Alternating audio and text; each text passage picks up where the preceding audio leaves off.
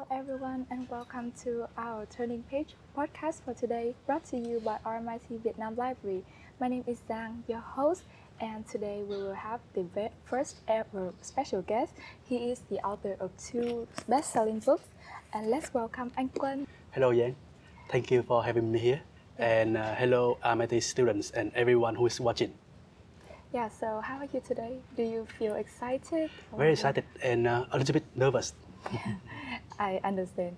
So before we start the show, we'll have a little challenge for you. Okay. So since people here are really curious about you, can you please introduce more about yourself? Okay. But you will have to include the word book in your introduction. Can you do it? Of course. This seems like an easy challenge. Yeah. Because firstly, I am the author of 2 books. The first one is Digital Marketing for Nhà Quản lý, which is Digital Marketing for Managers, which is written in Vietnamese. And then the second one is the Profit-Driven Digital Marketing, written in English, which is published on Amazon 2 weeks ago. Oh, 2 weeks ago. Yes. And thankfully, both books are doing quite well. One has sold like nearly 5,000 books. Wow. After 1 year, and the other has been on the top release list of Amazon for several categories. And then some other aspects about myself. Firstly, I am the founder and CEO of 𝒂𝒂𝒄𝒂𝒄𝒂 Marketing, a digital marketing agency, which is approaching the 10-year anniversary. Oh. And we have been providing services for e-commerce companies in the US and Canada market. And we help them to grow their revenue and profit. And then we share the risk and the reward with them too. Oh. Secondly, besides writing book, I have other like hobbies like running, swimming, and also I'm a proud father of one.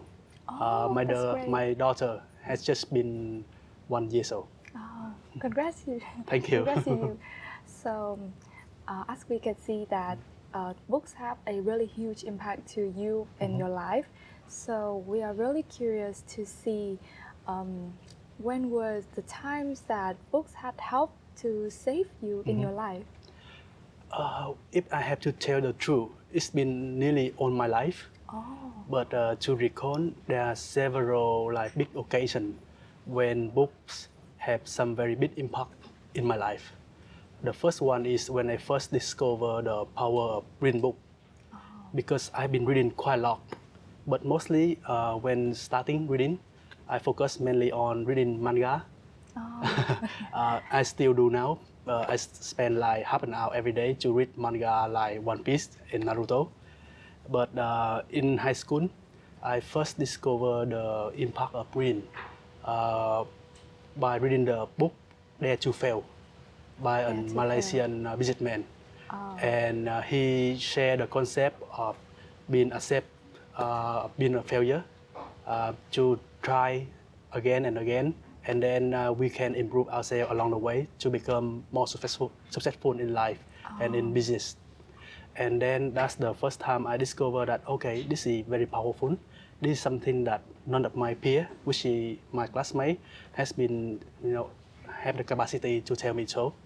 So then I keep reading other books, and several other books have me to confirm the belief that our mind decide our way of working, living, and it also affects our perception and the way we make decisions, and also it shapes our life. So several other books which share the same concept, Đời thay đổi khi chúng ta thay đổi, which is life change when we change. And then some other book like the book written by the founder of Hyundai. He shared his story about being, keep failing and keep trying again and again until he became very successful with his business. That's the first time in high school.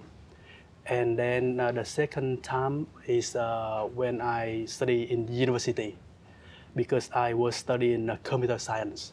Oh, computer science. Yes, I was a nerd, so I'm so into like programming, playing game, reading manga, and watching anime. I didn't know much about like people skill. I don't know how to interact with different people. I don't know how to do teamwork, how to present my idea effectively. So I knew my weaknesses, and then I knew that I had to look for the solution. So I keep reading and reading. And one of the books that I have been reading to stone my weakness was How to Win Friends and Influence People by Dale Carnegie. So I was so into that book. I know that several people are, criticizing the book for, different reasons. They have their own logic. But to me, I like that book because it teaches me how to become a better people person. And then I like the book so much that I keep researching about that book. And it led me to the change to become the intern of that company in Vietnam. And then I applied for that company as an intern. And then things keep going. And I became the community manager for that company. And then got promoted several times until I become like business director of that company. Also, I led the digital marketing department of that company. I worked for that company for 4 years. I learned quite a lot because I was able to attend all the courses that were like help for the clients and also for internal team only. And then I left that company and encounter the first crisis. Yeah, because for a while I keep go with the flow. And then when I stopped, I didn't know what to do next. I don't have money. I don't know what I want to do. I don't have a career. At that time, I also don't have love. Just got break up. So much failures in my mind at that time. And then I turned to book to look for the solutions once again.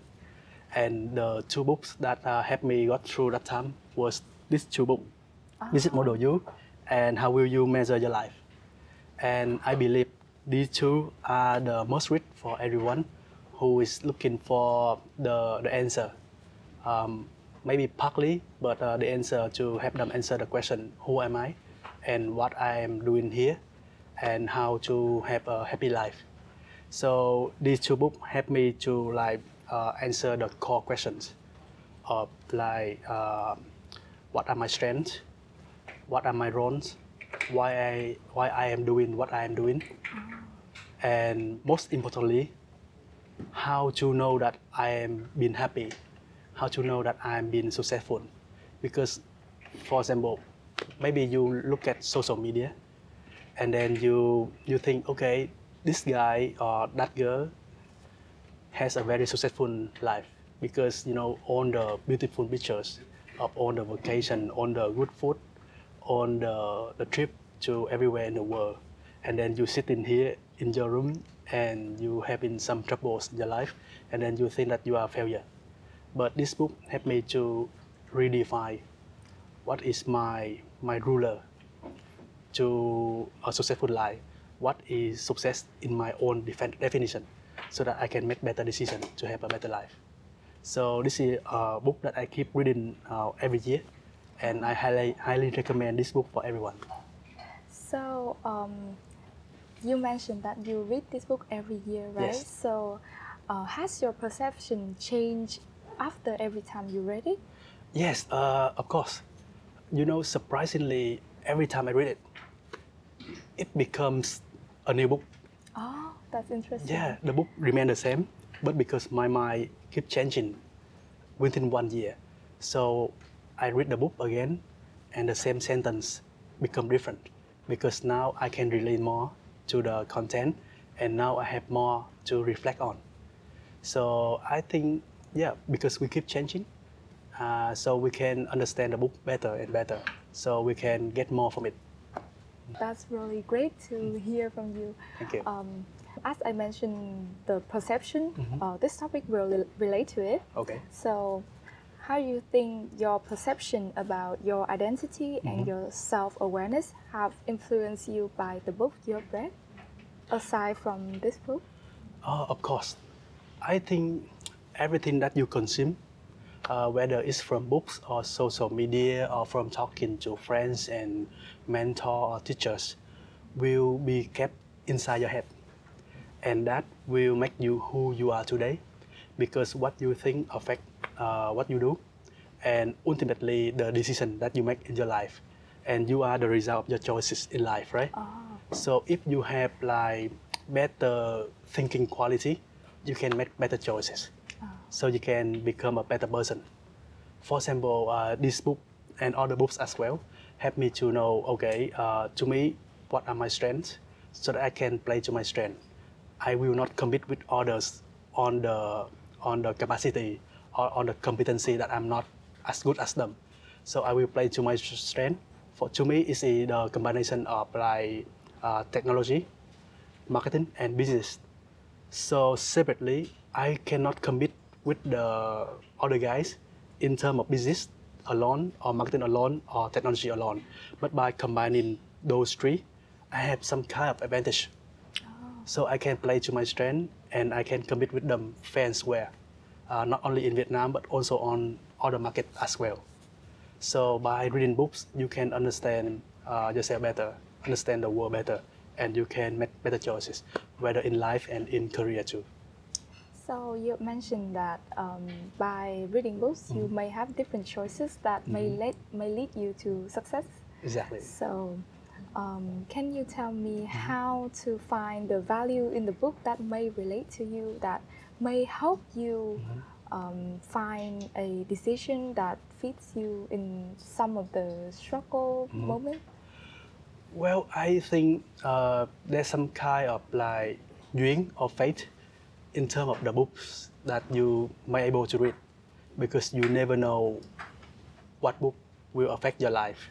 Some books may be very good to this one, but not as good to that one. So for example, right now I can tell you this book is the one for me, but maybe you read it and you think that it's not good. So it depends on every person. But my own advice is that when you first started your career, when you are very young, when you are in the university, you can read as much as you can, because right now you are very fresh, you are new to everything. So let's absorb everything that's possible for you to absorb. And then after a while, you can define your own foundation. You have your own belief, and you have your own filters, so that you can know which book is for me, or which courses, or which school, or which people, or which mentor are the one for you. So that after a while, you can have your own filter developing, and then you can be more picky later, so that you can choose the one that you want to read better.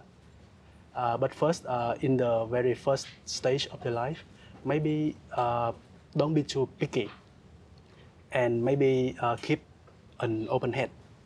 The reason I say that because from my own experience, when I first start reading books or attending courses, I have my own critical voice inside of me that keeps saying, oh, this is not good, or that is not good, because of some very minor mistake. So if you keep that critical voice inside your head for a while, you cannot consume anything new, because to me, there's something wrong with it already. So after a while, I learned to become more lenient, become like uncritical, so that, I will not look for the perfect book, or the perfect course, or the perfect movie. I will keep an open mind to look for the one thing from each of them. For example, I can read this book, and I can only find the one thing that is very interesting to me, and something that can be applied and change my life in a very small part, then that's okay. I don't look for the perfect book that is correct for every sentence with every interesting detail. So if you keep an open mind, you can learn better and have an easier life.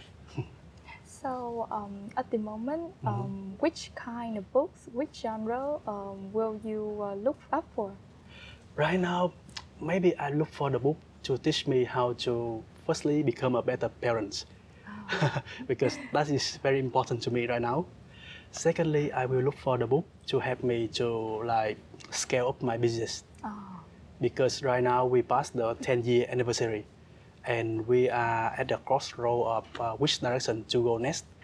And I already have some answers, but I need some confirmation, some advice from the people who already there, so that I can learn from their mistake and from their success, so I can, save the cost of going into the wrong direction. This topic relates to before and now. So, in your opinion, how has learning nowadays differentiate from your time, like maybe 10 years ago or 15 years ago? Okay, this question made me feel old. Just kidding. I'm still learning today, and I realized that the method for learning has been changing quite a lot, especially comparing now and like 10 years or 15 years ago. The biggest change to me is that you have more opportunity. You have more access to learning materials from all over the world. But then when I was younger, like the sources of material for learning is like courses, official courses from school, from university, or the unofficial one from like training center, and then books, and then several people that you can reach out to, which are very limited. But now you have the chance to consume a lot of like teaching material, right? You have YouTube. You can search whatever you want, and then they can show you a list of tutorial, very detailed from all over the world. You have TikTok for short video, you have Facebook, you have LinkedIn, so that you can connect to people and then learn from LinkedIn Learning.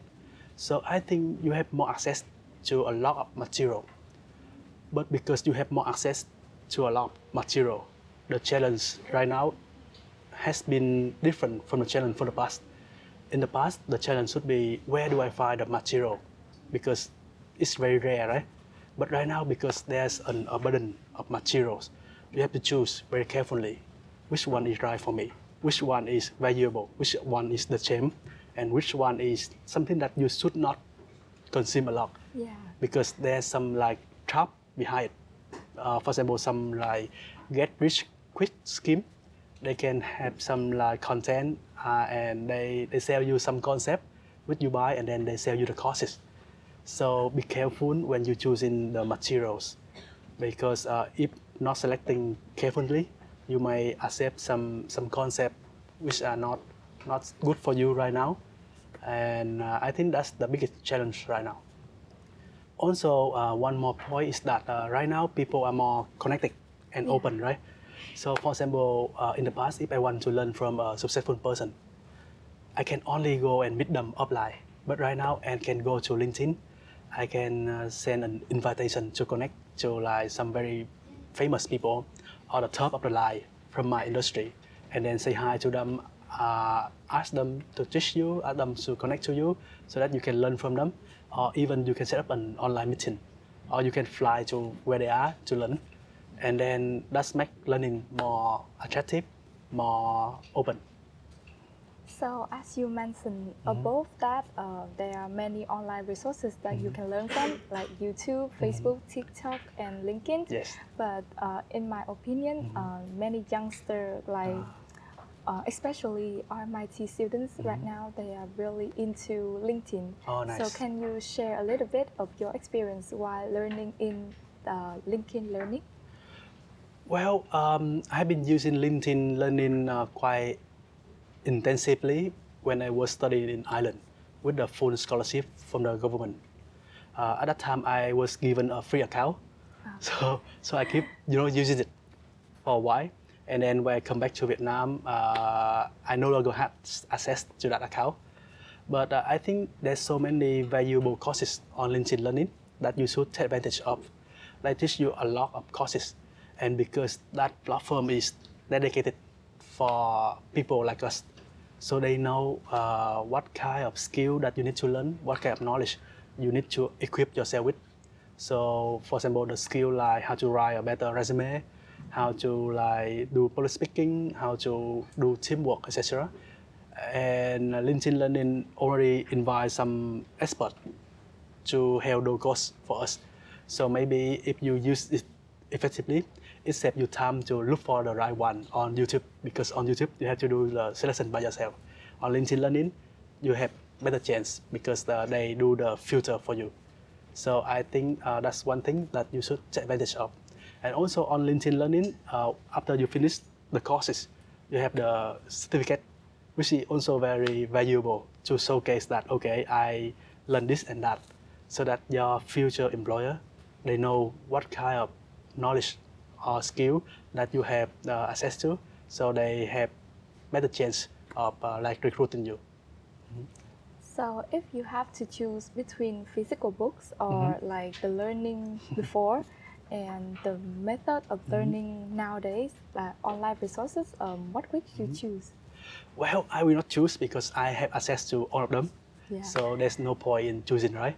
But I think because there's so many formats out nowadays, we can choose the format that fit the activities of our life. For example, when I wake up, I used to do running or swimming or cycling at 5 a.m. So when I do running or cycling, I listen to podcasts like the one from like 𝒕𝒉𝒂𝒂𝒂𝒂𝒂, maybe group, or from all over the world, from the experts, so that I can exercise while learning. It's also very enjoyable. And then after that, I can go to my office. Then I can read the book, the physical one, so that I can enjoy the joy of like flipping the page and also being very immersive into the book. And then if I travel, I tend to bring my Kindle so that I have access to a big library of like hundreds of books, so that I can read it wherever I want without carrying a lot of luggage. So I think we don't have to choose. We only need to like fit them into our life so that we can learn a lot. This leads to our last topic for today. Okay. So it relates to our before and after. So do you think that printed books are now still necessary and relevant? Yes, it is, but maybe differently than before. Like I said, in the past, printed books used to be one of the main sources of knowledge. But now I think you can find knowledge everywhere on any platform like YouTube, TikTok, LinkedIn, etc. So now to me, printed book plays the role of like providing the experience. There's some very big joy in like flipping the pages, smelling the smell of the new books, or going to the library and get lost in it by being very immersive in one book, especially fiction book, Harry Potter, etc. And I think that experience, that choice, can never be replaced by any other form of like knowledge. So they will never go away, but maybe differently. So you talked about the experience of reading by flipping the pages, right? So what kind of experience that makes you enjoy that printed book more? Well, there's so many experience that I like. Mostly they related to the contest. For example, the contest of like in the morning, I go to the coffee shop, I order some cappuccino, and then I bring a book with me, and then I can enjoy my coffee while reading the book. Yeah, that sounds romantic, right? Yeah, exactly. And then maybe I stay at home in my own bedroom, and then I can lay on my bed while it's raining outside, and I can read some fiction. That's also very amazing to me. But as you mentioned that online resources are now more convenient than printed books, right? Exactly. You can bring them everywhere. So how do you balance the experience of using digital resources as well as appreciate the value of printed books? Well, I never think about how to balance it. I just only think about what I need to do to get the best value out of every format. For example, while I go travel, I only bring my Kindle. But now, because the screen are getting better and better, I no longer have like the dry eye effect from reading from the screen. So sometimes I even let my Kindle at home and only read on my iPad. So that's one thing. And for the printed book, the paperback, I always bring one fresh book at a time along with me everywhere, so I can enjoy reading it anywhere I go. But sometimes I just, can only read 1 or 2 pages because I was so busy or I don't have the time or the energy to do so. So yeah, I never think about how to balance it. I just enjoy it. Okay, so that's great from you to hear all of your insights for today.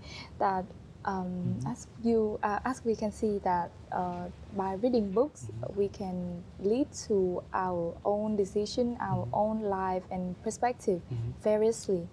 And so, before the show ends today, do you have any message for the audience out there about books?